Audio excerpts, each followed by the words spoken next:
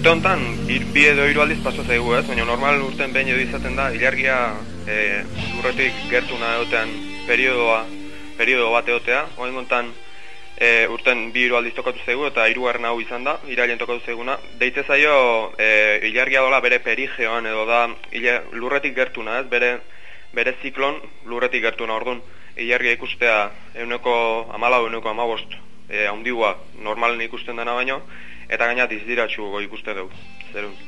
Bai, ilargik itxason bakarrik ez bere seguraldina eragina, kasu honetan hilbeteak ez du lurratzalen inongo aldaketa ekarri, baina itxason lurra eragiteien presioangatik ikenduna da itxasoa behar baino geixego zapaldu, orduan marea jeisten danen hoi baino beherago jeisten zaigu, eta gero alderantziz erakarrire bai ikendu hoi baino gehiago, orduan horatik izaten dira marea bizik, ez?